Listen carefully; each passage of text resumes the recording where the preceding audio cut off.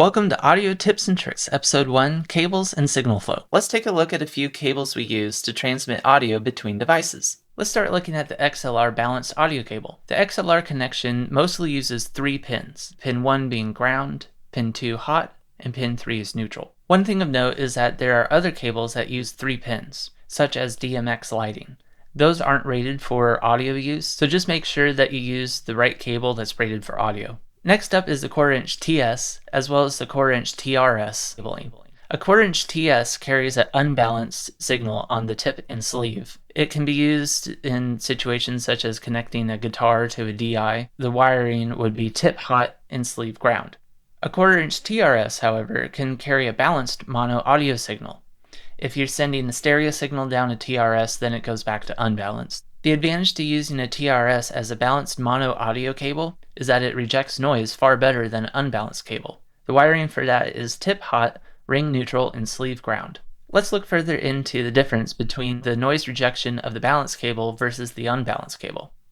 Here we have signal A being the original audio polarity and signal -A being the negative flipped audio polarity. Let's use the example of singing into a microphone. As the vocal energy pushes the microphone's diaphragm in and out, it creates an electrical response that is then transmitted down the XLR line. So at that point, we can think of that as going in and out, in and out, in and out, creating the electrical response. In the first example here, an unbalanced audio system, we only have signal A coming from the audio source, which is our primary in and out signal, and as it's going through the line, electrical noise is picked up along the wire, and we can see this representation of the signal plus the noise being output. Now if we look at the balanced audio system, we have the audio source again, with signal A being our primary in and out signal, going down and picking up noise, as well as our 180-degree phase flipped signal -A being out and in, and picks up EMF signals, different noise that gets picked up along the line. So then, it compares the two, and it sees that the noise is the same being picked up on both. So when we flip it back 180 degrees inverted, the two original signals line up and combine, and then the noise is 180-degree phase flipped on top of the normal one, and so it cancels each other out.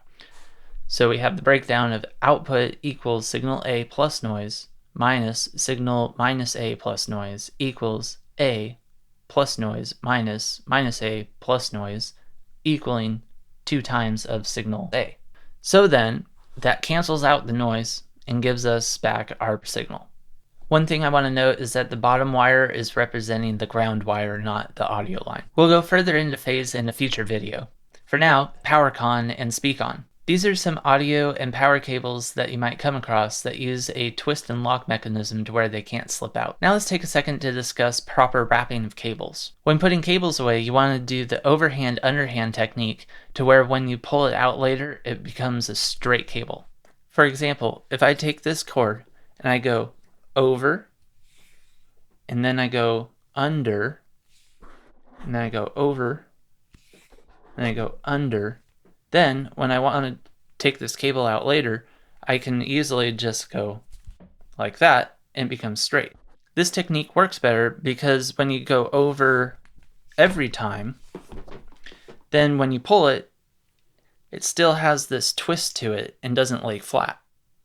If we go over, under,